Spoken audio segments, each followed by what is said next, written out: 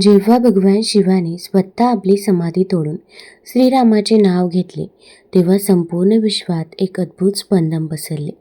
स्कंद पुराणात म्हटले आहे, आत्मना मनुष्य ध्यान हरी भक्त संहिता अवर्तिनो हनुमान अर्थभक्त नाम रघुनंदनमक. याचा अर्थ जेव्हा जेव्हा विष्णू धर्माचे रक्षण करण्यासाठी अवतार घेतात तेव्हा शिव देखील त्यांची सेवा करण्यासाठी अवतरतात. म्हणूनच शिवाने रुद्राचे रूप धारण केले आणि वायुपुत्र हनुमानाने वानराचे रूप धारण केले. नमस्कार मंडळी, तर आज आहे हनुमान जयंती. तर मी तुम्हाला हनुमान जन्माची संपूर्ण कथा सांगणार आहे. ही कथा ऐकल्यामुळे आपल्या आयुष्यातील दुःख, दारिद्र्य, गरिबी ही दूर होत असते. त्याचसोबत आपल्याला भगवान महादेवांचा, प्रभू श्रीरामांचा आणि बजरंगबलीचा आशीर्वाद देखील प्राप्त होत असतो. त्यामुळे व्हिडिओ स्किप न करता शेवटपर्यंत जरूर बघा. चॅनलमध्ये नवीन असाल तर चॅनल लाईक करा आणि सबस्क्राईब देखील करा. तसेच कमेंटमध्ये जय बजरंगबली किंवा जय श्रीराम लिहायला विसरू नका. आपण श्री हनुमानाची संपूर्ण कथा जाणून घेणार आहोत, जी वेदांच्या भविष्यवाणीचे उत्तम उदाहरण आहे आणि हे प्रकट करते की जेव्हा शिव स्वतः रामाचे भक्त बनतात तेव्हा त्यांची दिव्य कृत्ये अमर होतात. भगवान शिव कैलास पर्वताच्या एका उंच शिखरावर देवी सतीसोबत बसले होते.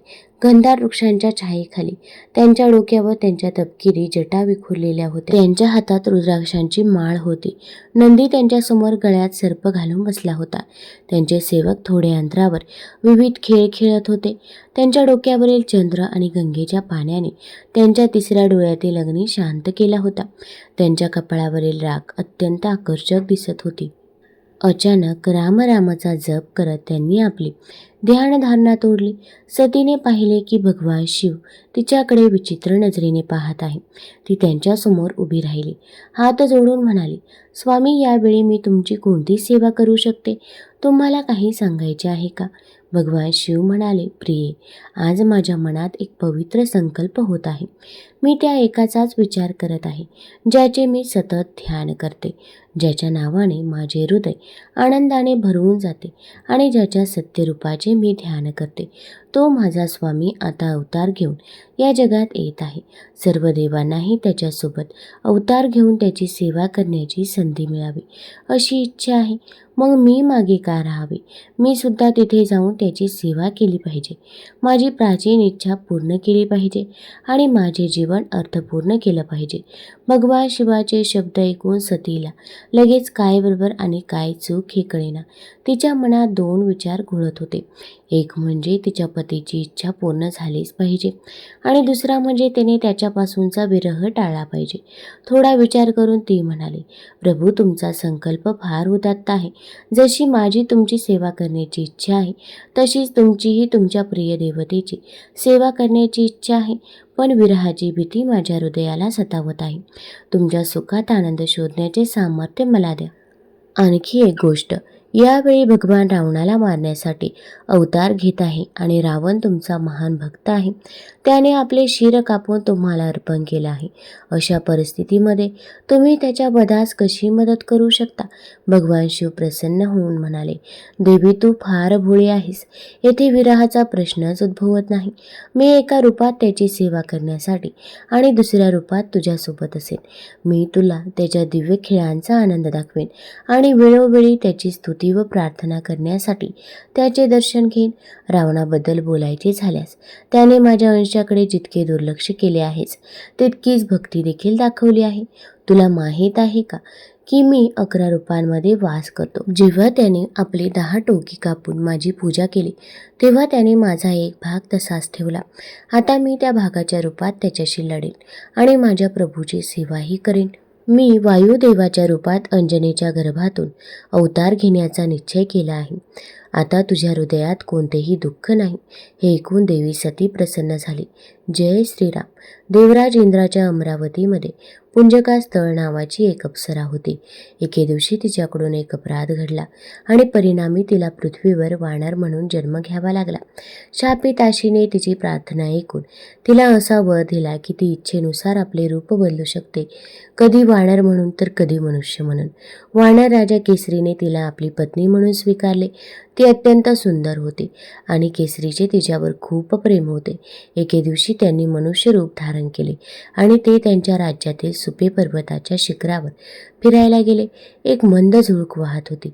एका मंद झुळकीने अंजनाच्या साडीचा पदर उडवला. अंजनाला कोणीतरी स्पर्श करत असल्याचे जाणवले. ती आपले कपडे सावरत बाजूला उभी राहिली. रागाने ती म्हणाली, हा कोण उद्धट माणूस आहे जो माझे ब्रह्मचर्याचे व्रत मोडू पाहतोय. माझी आवडती देवता माझ्यासमोर आहे आणि कोणीतरी माझा उपवास मोडण्याचा प्रयत्न करत आहे. मी त्याला आत्ता शाप देईन. तिला असे वाटले की जणू पवनदेव म्हणत आहेत, देव, मी तुझा उपवास मोडलेला नाही. तुला एक पुत्र होईल जो शक्ती आणि बुद्धीने माझ्या बरोबरीचा असेल आणि मी स्वतः त्याचे रक्षण करेन. यानंतर अंजना आणि केसरी आपल्या घरी परतल्या. भगवान शिव आपल्या सारासह अंजनाच्या कानातून तिच्या गर्भात प्रवेशले. मंगळवारी चैत्र शुक्ल पक्षात भगवान शिव वाणा रूपात अवतरले आणि अंजनाच्या गर्भातून हनुमानाचा जन्म झाला. अंजना आणि केसरीच्या आनंदाला सीमा नव्हती.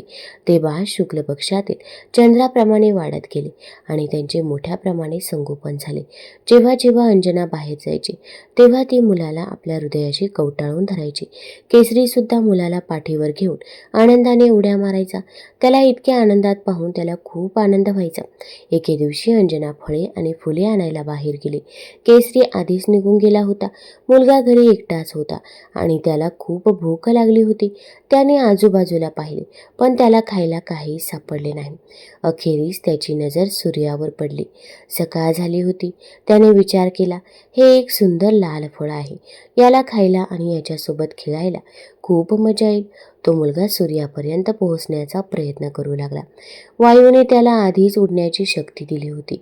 किंवा आपण असे म्हणू शकतो की भगवान शिवाच्या खेळात हे काही आश्चर्य नव्हते. जय श्रीराम. तो मुलगा आकाशात उडू लागला. त्याला पाहून देव, दानव आणि उपदेव आश्चर्यचकित झाले. वायुदेवालाही संशय आला. त्याने विचार केला, माझा लहान मुलगा सूर्याकडे धावत आहे. मला आश्चर्य वाटते की दुपारच्या सूर्याच्या प्रखर किरणाने तो भाजून जाईल की काय. तो हिमालय आणि मलयत पर्वतरांगांच्या मागे गेला. सूर्यदेवानेही हे पाहिले.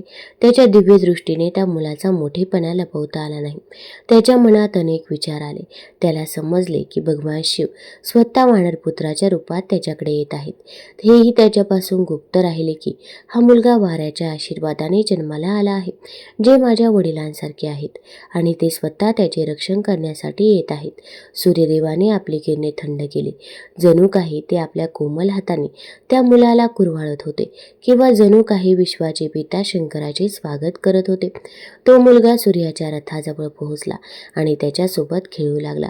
त्याच क्षणी राहू त्याला ग्रहण लावण्यासाठी आला. त्याने सूर्याच्या रथावर बसलेल्या एका वानरपुत्राला पाहिले. पण जेव्हा त्या मुलाने आपल्या बलवान हाताने राहूला पकडले तेव्हा तो घाबरला आणि कसा तरी स्वतःला सोडवून पळून गेला. तो थेट देवांचा राजा इंद्राकडे गेला आणि म्हणाला, देवराज, तुम्ही मला सूर्यग्रहण करण्याची शक्ती दिली आहे. तुम्ही आता हा अधिकार दुसऱ्या कोणाला दिला आहे का? इंद्राला हे समजलं नाही. त्याने राहूला रागवले आणि त्याला सूर्याकडे परत पाठवले. जेव्हा राहू दुसऱ्यांदा गेला तेव्हा त्या मुलाला भूक लागली. त्याला वाटले की हे खाण्यासाठी काहीतरी चांगले आहे आणि त्याने राहूवर झडप घातली. मुलाच्या तेजाने घाबरून राहूने आपल्या जीवाची भीक मागण्यासाठी इंद्राला हाक मारली. ऐरावतावर स्वार झालेला इंद्र राहूच्या मदतीला धावून आला. ऐरावताला पाहताच त्या मुलाने राहूला सोडले आणि हे एक चांगले पीक आहे असे समजून त्याला पकडण्यासाठी धावला. घाबरलेल्या इंद्राने आपला वज्र फेकला, जो मुलाच्या डाव्या हनुवटीवर आदळला. तो मुलगा जखमी होऊन खाली पडला आणि छतावर ठोके मारू लागला. वायुदेवाने त्याला उचलले आणि एका गुहेत नेले. वायुदेव संतप्त झाला आणि त्याने आपली हालचाल थांबवली. वारा थांबताच संपूर्ण ब्रह्मांड स्तब्ध झाले. काहीही हलत नव्हते आणि सर्व प्राण्यांनी श्वास घेणे थांबवले. घाबरलेले देव ब्रह्मदेवाकडे धावले. ब्रह्मदेव स्वतः गुहेत आले आणि त्यांनी त्या मुलाला स्पर्श केला. त्याने स्वतःच्या हातांनी त्याला पुन्हा जिवंत केले. तो मुलगा आनंदाने उभा राहिला. वायुदेवही प्रसन्न झाला आणि त्याने संपूर्ण ब्रह्मांडात पुन्हा प्राण फुंकले. ब्रह्मदेव देवांना म्हणाले, हा मुलगा सामान्य नाही, तो देवांचे कार्य पूर्ण करण्यासाठीच अवतरला आहे, म्हणून सर्व देवांनी त्याला एक वरदान देणे उचित ठरेल. इंद्राने उत्तर दिले, माझ्या वज्राने त्याचा हात मोडला आहे, म्हणून आजपासून त्याचे नाव हनुमान राहील. मी त्याला हे वरदान देतो की माझे वज्र त्याला कधीच इजा करणार नाही. सूर्य म्हणाला, मी त्याला माझ्या तेजाचा 100वा भाग देतो. माझ्या शक्तीने तो आपले रूप बदलू शकेल आणि जेव्हा त्याला शास्त्रांचा अभ्यास करण्याची गरज भासेल तेव्हा मी त्याला सर्व शास्त्रांचे ज्ञान प्रदान करीन. तो एक अत्यंत कुशल वक्ता बनेल. वरुणाने त्याला आपल्या भासाला आणि पाण्याला न घाबरण्याचे वरदान दिले. कुबेरासह इतर देवांनीही हनुमानाला निर्भयतेचे वरदान दिले. विश्वकर्माने त्याला स्वतः निर्माण केलेल्या दिव्य शस्त्रापासून मुक्त होण्याचे वरदान दिले आणि ब्रह्मदेवाने ब्रह्मज्ञानासह त्याला दीर्घायुष्य दिले आणि त्याला ब्रह्मास्त्र व ब्रह्मशब्दापासून मुक्त केले. देव निघून जात असताना ब्रह्मदेव वायुदेवाला म्हणाले, तुमचा पुत्र एक महान योद्धा होईल. तो आपल्या इच्छेनुसार कोणतंही रूप धारण करू शकेल आणि त्याचा वेग मनासारखा जलद असेल. त्याची शक्ती अमर होईल आणि तो रामाचा मुख्य सहाय्यक व राम रावणाच्या युद्धात त्याचा लाडका बनेल. असे हनुमानाला वरदान देऊन सर्व देव आपापल्या निवासस्थानी परतले. जेव्हा अंजना आणि केसरी यांनी हे सर्व ऐकले तेव्हा त्यांचा आनंद गगनात माविनासा झाला. लहानपणी हनुमान अत्यंत खोडकर होता. तो एक वानर, एक लहान बाळ होता आणि त्याच्याकडे देवांकडून मिळालेली प्रचंड शक्ती होती. तो रुद्राचाच एक अंश होता. तो पुजाऱ्यांची आसने उचलून झाडावर टांगायचा, त्यांच्या कमंडलूतील पाणी सांडायचा आणि त्यांची लंगोटी सुद्धा फाडायचा. कधी कधी तो कोणाच्या तरी मांडीवर खेळायचा आणि अचानक त्यांची दाढी ओढून पळून जायचा. त्याला कोणीही थांबवू शकत नव्हते. त्याच्यासमोर प्रत्येक जण हतबल होता. जसजसा काळ लोटत गेला आणि जेव्हा हनुमानाच्या अभ्यासाची वेळ आली तेव्हाही त्याचा खोडकरपणा तसाच राहिला. अंजना आणि केसरी खूप चिंतित झाल्या. त्यांनी शक्य ते सर्व उपाय करून पाहिले, पण हनुमान अविचल राहिला. मग त्यांनी पुजाऱ्यांना प्रार्थना केली आणि त्यांना विनंती केली की कृपया हनुमानाला सुधारण्यासाठी काहीतरी उपाय सुचवण्यात यावा. पुरोहितांनी त्यावर विचार केला आणि ठरवले की त्याला आपल्या शक्तीचा खूप गर्व आहे. जर तो आपली शक्ती विसरू शकला तरच सुधारणा शक्य होती. त्यांनी हनुमानाला शाप दिला, तू तुझी शक्ती विसरशील आणि जेव्हा कोणी तुला तुझ्या शक्तीची आठवण करून देईल तेव्हाच तुला ती आठवेल. हनुमान आपली शक्ती विसरला. आता जेव्हा त्याच्या शिक्षणाची वेळ आली तेव्हा वानरराज केसरीने योग्य विधी पार पाडून त्याला वेद शिकण्यासाठी सूर्यदेवाकडे पाठवले. तिथे हनुमानाने सर्व वेद आणि वेदांगाचा अभ्यास केला. तो स्वतः भगवान शिवाचा अवतार असल्यामुळे त्याला अभ्यासात कोणतीही अडचण आली नाही. तरीही परंपरा जपण्यासाठी त्याने सर्व शास्त्रांचा अभ्यास केला. थोड्याच काळात तो आपल्या आई-वडिलांकडे परत आला. आता इथून पुढे सुरू होते ती हनुमानाच्या अवतार कार्याची कथा. तर एकदा कमेंटमध्ये जय हनुमान तसेच जय श्रीराम जरूर लिहा. चॅनलमध्ये नवीन असाल तर चॅनल लाईक करा आणि सबस्क्राईब देखील करा. तसेच कमेंटमध्ये तुम्ही हा व्हिडिओ कुठून बघत आहात ते देखील जरूर कळवा. सीता आणि श्रीरामांच्या विवाहाची कथा सर्वश्रुत आहे. जनक राजाने ठेवलेला पण श्रीराम पूर्ण करतात. शिवधनुष्य केवळ उचलत नाही तर प्रत्यंचा लावताना तो धनुष्य भंगतो आणि पुढे राम आणि सीता यांचा विवाह संपन्न होतो. अयोध्येसारख्या प्रतिष्ठित कुळाची मोठी परंपरा असलेल्या राजघराण्यात सीता विवाह करून येते. खरे तर सुखी संसाराची स्वप्न घेऊन अयोध्येत आलेल्या सीतेला अवघ्या काही दिवसातच रामासह वनवासाला जावे लागते. श्रीरामाची पत्नी म्हणून आणि पत्नी धर्म म्हणून सीता रामासह वनवासाला जाते. श्रीराम मर्यादा पुरुषोत्तम म्हणून ओळखले जातात. तसेच अगदी सीता ही मर्यादेचे मूर्तिमंत आदर्श उदाहरणच म्हणावे लागेल. याचे कारण विवाह झाल्यावर एखादी नवी नवरी प्रथम सासरी जाते तेव्हा निश्चित काही मनीषा घेऊन जाते. मात्र सासरी उत्साहात स्वागत झाल्यानंतर लगेचच 14 वर्ष वनवास पदरी पडतो. अशा परिस्थितीमध्येही सीतेने मर्यादा ओलांडली नाही. नवऱ्याला, दिरांना, सासू सासरे, सासरच्या अन्य मंडळींना कधीही बोल लावले नाही. इतकेच नव्हे तर सीतेच्या वडिलांनी, माहेरच्यांनी कधी दशरथाला बोल लावले नाही. सर्व गोष्टी प्रसंगांना अगदी संयमितपणे धैर्याने सामोरे गेली. सीतावर राम हा अगदी आदर्श पुत्र तसा आदर्श पती आहे. वनवासाला गेल्यावर सीतेला काय हवे काय नको हे विचारणारा राम आहे. आपण कैकेयी मातेला वचन देऊन बाहेर पडलो खरे, पण सीतेलाही आता वनवास भोगावा लागणार आहे याची संपूर्ण जाणीव असणारा राम आहे. अरण्यकांडातील एका प्रसंगातून सीतेला सन्मान देणाऱ्या, तिचे म्हणणे ऐकून घेणाऱ्या, तिचे मत जाणून घेणाऱ्या रामाचे दर्शन आपल्याला घडते. वनवासात असताना दंडकारण्यात प्रवेश करण्यापूर्वी ऋषी मुनी श्रीरामाकडून संरक्षणाचे वचन मागतात.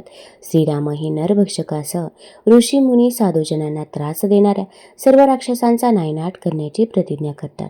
हे ऐकल्यावर सीतामाई रामाला म्हणतात की 3 दोष असतात, ते माणसाला खाली खाली घेऊन जातात. ते म्हणजे मिथ्यावाक्यम, पराद्राभिगमन आणि विना वैराची रौद्रता.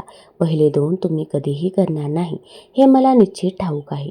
तुम्ही कधीही खोटे बोलणार नाही, तुम्ही कधीही परस्त्रीकडे पाहणार नाही यावर माझा ठाम विश्वास आहे. त्याबाबत मी निर्धास्त आहे.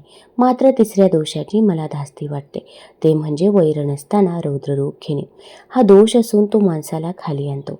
अरण्यकांडात पुढेही श्रीराम आणि सीतामाईचे असे अनेक संवाद आले आहेत. यावरून आपली एक पत्नी म्हणून विचार मांडण्याचे स्वातंत्र्य सीतेला आहे हे समजते. तसेच श्रीरामांना आपण काय करत आहोत याची पदोपदी जाणीव असते. तरीही ते वेळोवेळी सीतामाईचे मत जाणून घेताना दिसतात.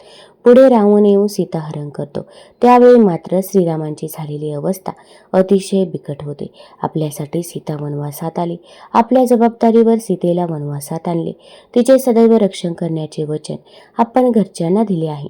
अशा अनेक गोष्टी श्रीरामांसमोर आवासून उभ्या राहतात आणि कितीही मर्यादा पुरुषोत्तम असलेल्या श्रीरामांचा बांध अखेर फुटतो, संयम तुटतो, सैरावैरा पळू लागतात. सावलीप्रमाणे कायम संगत करणाऱ्या लक्ष्मणाला नको नको ते बोल लावतात. धैर्यवान संयमी राम क्षणार्धात बलहीन होतो. मात्र आता सीतेचा शोध घ्यायला हवा या विचाराने पुन्हा उठून उभा राहतो. कुठे जायचे, कोणत्या दिशेला शोध घ्यावा याची क्वचितही कल्पना नसतानाही मिळेल ती वाट तुडवत पुढे जातो. लक्ष्मणही रामासोबत शोध मोहिमेत कामाला लागतो. दक्षिण दिशेला पुढे जात असताना सीता संदर्भातील काही पुरावे सापडतात, दागिन्यांचे काही तुकडे सापडतात. पुढील प्रवासात आदर्श भक्त, बुद्धिमान, शक्तिमान असलेल्या हनुमंताची भेट होते. सुग्रीवाशी मैत्री होते. जटायू, संपाती यांच्याकडून सीता नेमकी कुठे आहे याचा ठाव ठिकाणा लागतो.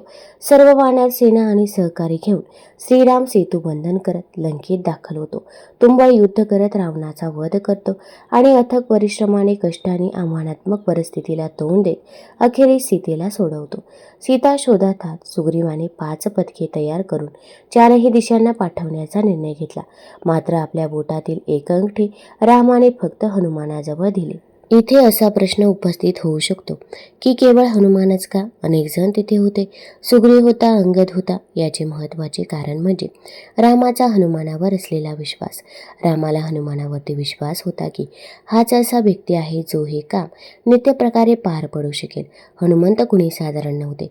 हनुमानाला अनेक भाषा येत होत्या. प्रचंड बुद्धिमान, युक्ती आणि शक्तीचा अद्भुत संगम म्हणजे हनुमंत.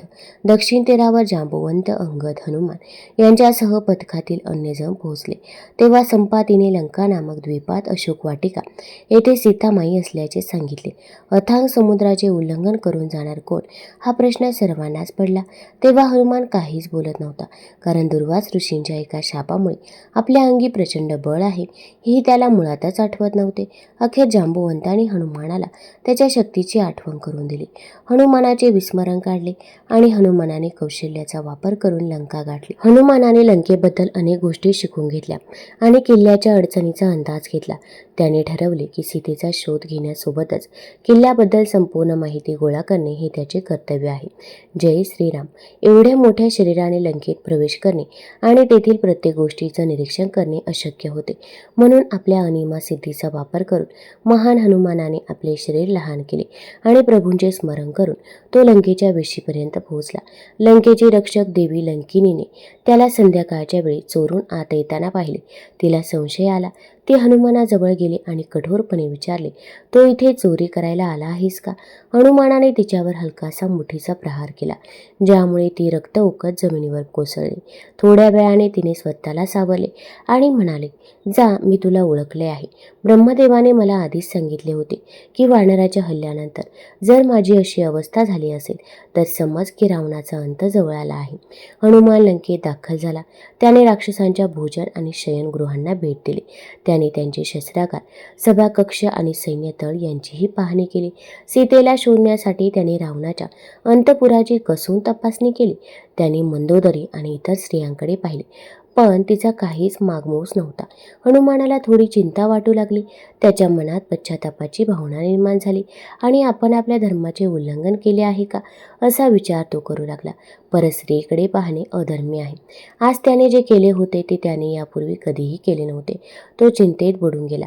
पण पुढच्या क्षणी देवाचे स्मरण झाल्याने त्याचे मन शांत झाले आणि त्याने एक निर्णय घेतला. त्याने विचार केला, होय, मी परस्त्रीकडे पाहिले आहे, पण कोणत्याही वाईट हेतूने नाही, तर गरजेपोटी. माझ्या मनात कोणताही वाईट विचार नाही. मन हे इंद्रियांच्या चांगल्या आणि वाईट प्रवृत्तींचा आधार आहे. यानंतर हनुमानाने सीतेला इतर ठिकाणी शोधण्याचा प्रयत्न केला. तो पुढे जात असताना त्याला एक छोटी झोपडी दिसली. तिच्या भिंतीवर राम हे नाव लिहिले होते, जे रत्नांच्या तेजामुळे रात्रीच्या वेळीही स्पष्ट दिसत होते. झोपडीभोवती तुळस, केशर आणि सुगंधी फुलांचे छोटे वाफे होते. झोपडीसमोर अयोध्येतील प्रभू रामाच्या चित्रांचे एक छोटे मंदिर होते. लंकेत असे ठिकाण असू शकते हे पाहून हनुमानाला आश्चर्य वाटले. हे ठिकाण पाहून त्याला आनंदही झाला. ती ब्रह्ममुहूर्ताची वेळ होती. विभीषण जागा होता आणि रामचा जप करत होता. हनुमानाची खात्री पटली की हा एक संत आहे. त्याने त्याला स्वतःची ओळख करून देण्याचा निश्चय केला. हनुमानाने गर्भाचे रूप धारण केले आणि राम असा जयघोष केला. विभीषण लगेच प्रकट झाला. त्या दोन भक्तांनी एकमेकांना आलिंगन दिले. त्यांचे हृदय प्रेम आणि आनंदाने भरून गेले होते. हनुमानाला विभीषणाच्या हृदयात देव दिसत होता आणि विभीषणही हनुमानाला देवासमान मानत होता. ओळख झाल्यानंतर हनुमानाने आपल्या दयाळू प्रभूच्या पवित्र स्वभावाचे आणि सीतेच्या अपहरणाचे वर्णन करून आपल्या भेटीचे कारण सांगितले. विभीषण म्हणाला, हे हनुमान, मी इथे दातामध्ये अडकलेल्या एखाद्या गरीब जिभेप्रमाणे अत्यंत सावधगिरीने आणि मोठ्या कष्टाने राहतो. भगवान माझ्यासारख्या अनाथाला कधी स्वीकारतील का? माझी जात तामसिक आहे. मी कोणतेही आध्यात्मिक साधना करण्यास असमर्थ आहे. माझ्या मनात भगवंतांच्या चरणाबद्दल प्रेम नाही. मी त्यांना शोधण्याची आशा कशी बाळगू? पण आता तुला पाहून माझा त्यांच्यावर विश्वास बसला आहे. देवाच्या कृपेशिवाय त्यांच्या आशीर्वादाने युक्त असलेल्या संतांचे दर्शन होऊ शकत नाही. केवळ देवाच्या कृपेनेच तू घरी आलास आणि मला दर्शन दिलेस. संतांचे दर्शन होणे हे निश्चितच देवाच्या भेटीचे लक्षण आहे. हनुमान म्हणाला, विभीषण, आमचे भगवान खूप दयाळू आहे. ते नेहमीच आमच्यावर दयाळू राहिले आहेत. तू फक्त स्वतःबद्दल बोलत आहेस. मी उच्च कुळातील सुद्धा नाही. वानर चंचल आणि निरुपद्रवी असतात. इतरांचे भले माझ्या आवाक्याबाहेरचे आहे.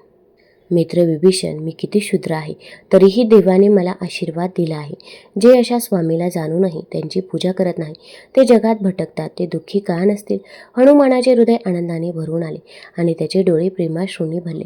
विभीषण आणि हनुमान यांच्यात अनेक संवाद झाले. विभीषणाच्या विनंतीवरून हनुमान अशोक उद्यानात गेला. लंकेत पोहोचल्यानंतर हनुमानाने अगदी चाणाक्षपणे सीतामाईचा शोध घेतला. सीतामाईला हनुमानावरती विश्वास बसेना. तेव्हा हनुमानाने आपली ओळख अमुकाचा मंत्री, अमुकाचा पुत्र अशी करून न देता रामाचा दूत म्हणून करून दिली. तसेच रामाने दिलेली अंगठी खून म्हणून दाखवली. लवकरच तुम्हाला श्रीराम येऊन इथून सोडवतील असा विश्वास हनुमानाने सीतामाईला दिला. येथे एका कथेनुसार हनुमानाने सीतामाईला आपण भेटल्याची खून म्हणून अशी एक गोष्ट सांगितली की जी फक्त राम आणि सीता यांनाच ठाऊक होती. यावरून श्रीराम आणि सीतामाई यांचा हनुमानावरती किती विश्वास होता याचा अंदाज बांधला जाऊ शकतो. विश्वास ही खूप मोठी गोष्ट आहे. रामाला जेवढा विश्वास हनुमानावरती होता तेवढाच विश्वास हनुमानाला रामावरती होता. कारण आपले आराध्य कधीही काही वावगे करू शकत नाही. ते मर्यादा पुरुषोत्तम आदर्शांचे आदर्श आहेत हे हनुमानाला पूर्णपणे माहीत होते. रावण नेमका कोण आहे हे हनुमानाला पाहायचे होते. म्हणून त्याने उपद्रव करून स्वतःला बंदिवान करून घेतले. रावणाच्या दरबारात दाखल होऊन सर्व गोष्टी नीटपणे निरखून पाहिल्या.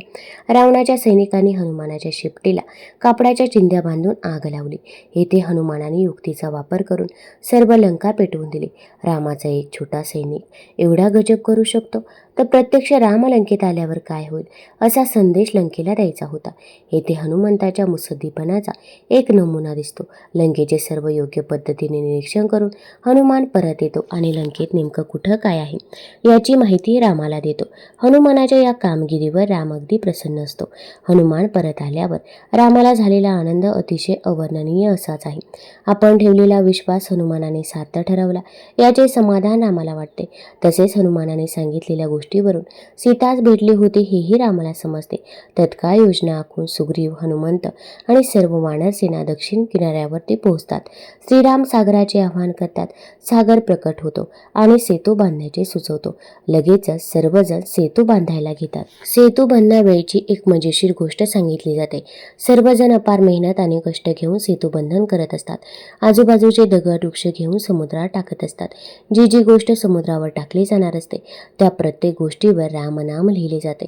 हा सेतू बांधण्यासाठी छोट्या खारुताईनेही सक्रिय सहभाग घेतल्याचे सांगितले जाते. सर्वजण कठोर मेहनत घेत आहेत हे पाहून रामालाही राहत नाही. रामही एक दगड घेतो आणि समुद्रात टाकतो. मात्र तो दगड बुडतो. ही गोष्ट वारंवार घडते. तेव्हा हनुमान रामाजवळ येतो आणि सांगतो की भगवंत, जो रामनामाशी एकरूप झाला तो तरला, परंतु खुद्द रामानेच टाकून दिल्यावर त्याचे बुडणे निश्चित आहे. हनुमानाचे उत्तर ऐकून श्रीराम प्रसन्न होतात. यावरून रामनामाचा आणि रामाचा महिमा किती कालातीत आणि अपार आहे याची प्रचिती येते. पुढे इंद्रजित आणि लक्ष्मण यांच्यात घनघोर युद्ध होते. तेव्हा लक्ष्मण बेशुद्ध होतो. संजीवनी आणण्यासाठी कोण जाणार असा प्रश्न उभा राहतो. पुन्हा एकदा राम भक्त श्रेष्ठ हनुमानावरतीच विश्वास दाखवतो. रामकार्य म्हटल्यावर हनुमान एका रात्रीत संजीवनी घेऊन येतो आणि लक्ष्मणाला नवसंजीवनी मिळते. रावणाविरोधात झालेल्या युद्धात हनुमान पराक्रमाची पराकाष्ठा करतो. रामाला जितके सहाय्य करता येईल तेवढे तो करतो. श्रीराम आणि सीतामाईसह पुढे अयोध्येला जातो. दास्यत्वाचे सर्वश्रेष्ठ उदाहरण म्हणून हनुमानाकडे पाहिले जाते. वास्तविक हनुमान रावणाला धडा शिकून सीतामाईला परत घेऊन येण्यास समर्थ होता. कुणीही हनुमानाचे काहीही वाकडे करू शकले नसते. पण रामाने केवळ सीतेचा शोध घेऊन यायला सांगितले होते. रामाची आज्ञा केवळ शोध घेऊन परत येणे एवढीच आहे. त्यामुळे रामाची आज्ञा तंतोतंत पाळणे हे रामदूत आणि रामाचा दास असलेल्या हनुमानाचे प्रथम कर्तव्य आहे. या कर्तव्याची जाणीव हनुमानाला होती. श्रीराम देखील हनुमंताची योग्यता ओळखून असतात. दास्यत्व पत्करले असले तरी राम कधीही हनुमानाला कमी लेखत नाही. हनुमानाचा आदर करतो. इथे दास आणि आराध्य या दोघांचे कौतुक करावे तेवढे थोडेच आहे. हनुमानही कधी आपली मर्यादा ओलांडत नाही आणि रामही हनुमानाला कमीपणा येईल असे काही करत नाही. उलट दासाला कधीही दिले नसेल असे वरदान राम हनुमानाला देतो. अयोध्येला परत आल्यानंतर श्रीराम सर्वांचा यथोचित सत्कार करतात. ज्यांनी ज्यांनी मदत केली त्या सर्वांचा प्रचंड मोठा कौतुक सोहळा पार पडतो. हनुमंत श्रीरामांसमोर आले म्हणतात, प्रभू मज एकच वर द्यावा, या चरणांच्या ठाई माझा निश्चल भाव राहावा. असे सांगत जोवरी भुवर रामकथानक, तोवर जन्म असावा. जोवरी हे जग, जोवरी भाषण, तोवरी रामकथेचा स्वाद मला द्यावा, असे मागणे करतो. तसेच सूक्ष्म सूक्ष्मत्म देहा धरुणी फिरेन वनी फिरेन गगनी असे आश्वासन देतो. हनुमंताने श्रीरामचरित्र रामकथा यांचे एक प्रकारे पसायदान येथे मागितले आहे. रामकथेला जणू अमरत्व प्राप्त करून दिले आहे असं म्हणल्यास वावगे ठरू नये. अंजनी मातेचा बलाढ्य पुत्र, गरुडाहून बलवान, सर्व देवदेवतांचे आशीर्वचन लाभलेला श्री विष्णूंकडून कोणतेही शस्त्र रणांगणावर भेदू शकणार नाही. इच्छा मरणाचे वरदान मिळालेला, जल अग्नी यांपासून अभय असलेला, प्रचंड बुद्धिमान, सूर्यासारखा तेजस्वी, युद्धात कधीही पराभूत न होऊ शकणारा असा भीमरूपी हनुमंत श्रीरामांकडे काय मागतो तर कधी न चळावे चंचल हे मन श्रीरामा या चरणापासून, अशी थोरवी हनुमंताची सांगितली जाते. श्रीरामही हनुमानावर अगदी प्रसन्न असायचे. कारण हनुमान सेवेसाठी कायम तत्पर असायचा. म्हणून नाही तर आपण दाखवलेला विश्वास सार्थ ठरवायचा. कोणतेही काम असो, युक्ती, सद्विवेक बुद्धी आणि वेळ पडली तर शक्ती वापरून तडीस न्यायचा. हनुमंताचा हाच गुण श्रीरामांना प्रचंड आवडत असे. म्हणून आजच्या काळातही जिथे जिथे श्रीरामकथा सुरू असते तिथे तिथे एक पाठ मारुतीरायांसाठी ठेवलेला असतो. कारण श्रीरामकथा म्हटली की हनुमंत तिथे येणार ही अगाध श्रद्धा अजूनही अबाधित आहे. श्रीराम जय राम, जय जय राम. आपण हनुमान मंदिरामध्ये जातो. तर हनुमान मंदिरामध्ये गेल्यावरती आपण हनुमंताला रुई, तेल आणि सेंदूर या 3 गोष्टी अर्पण करतो. याचे देखील महत्त्व आहे. आता तेल अर्पण करतो त्यासंबंधी अशी एक कथा आहे की इंद्रजिताने सोडलेल्या संहारक शक्तीमुळे लक्ष्मण मूर्छित होऊन पडला होता. त्यावरच्या उपचारासाठी संजीवनी वनस्पती असलेला द्रोणागिरी पर्वत समोर उपटून घेऊन हनुमान लंकेकडे आकाशमार्गे जात असता गैरसमजुतीने भरताने त्याला बाण मारून खाली पाडले. परंतु हनुमानाचे कार्य आणि कर्तृत्व कळताच भरताने त्याच्या जखमीवर तेल आणि सिंदूर लावला. त्यामुळे जखम तत्काळ बरी होऊन हनुमान लंकेत नियोजित वेळेपूर्वी जाऊ लागला. यातूनच पुढे हनुमानाला तेल लावण्याची रूढी पडली. तसेच हनुमानाला रुईच्या पानांची माळ देखील घातली जाते. त्याबद्दल थोडक्यात अशी आख्यायिका आहे. हनुमानाची माता अंजनी ही निस्सीम गणेश भक्त होती. आपल्या पुत्रावर आपल्या उपास्य दैवताची कृपादृष्टी व्हावी इतकेच नव्हे तर त्याला बळ, बुद्धी, विघ्नहर्तत्व नित्य लाभावे यासाठी अंजनी हनुमानाच्या गळ्यात मंदाराच्या किंवा रुईच्या पानांची माळ घालत असे. आपल्या मातेची स्मृती म्हणून हनुमान पुढे रुईची माळ गळ्यात धारण करू लागला आणि म्हणूनच भाविक त्याला रुईच्या पानांची माळ घालतात. तसेच तो 11वा रुद्र असल्याने 11 पानांची माळ आणि 11 प्रदक्षिणा घालण्याची देखील प्रथा पडली. आता जेव्हा आपण रुईच्या पानांची माळ घालत असतो तेव्हा त्या प्रत्येक पानावरती जय श्रीराम हा शब्द सिंदुराने लिहिला जातो. यामुळे आपल्याला मारुतीरायाचा आशीर्वाद प्राप्त होतो. तसेच आपली इच्छित मनोकामना देखील पूर्ण होते असं म्हटलं जातं. मग 11 किंवा 21 रुईच्या पानांची माळ तुम्ही अगदी हनुमान जयंतीच्या दिवशी हनुमानाला नक्की घालू शकता. तसेच हनुमानाला शेंदूर लावण्यामागेही 2 कथा सांगितल्या जातात. भरताने तेल आणि शेंदूर माखून हनुमानाची जखम बरी केली. याशिवाय दुसरी प्रचलित कथा म्हणजे सीतामाईला भांगात शेंदूर लावताना हनुमानाने एकदा पाहिले आणि माई हा टिळा आपण कपाळावर का लावताय असे हनुमंताने सीतामाईला विचारले. असे केल्याने तुझ्या स्वामींचे आयुष्य वाढेल असे सीतामाईने हनुमानाला सांगितले. तेव्हापासून आपल्या स्वामींचे म्हणजे प्रभू रामचंद्रांचे आयुष्य वाढावे या उद्देशाने हनुमान आपल्या सर्वांगाला शेंदूर माखून घेऊ लागला. तसेच आणखी एक कथा सांगितली जाते. ती अशी महिरावण नामक 2 मायावी राक्षसांनी रामलक्ष्मणांना कपटाने पाताळ नगरीत नेले.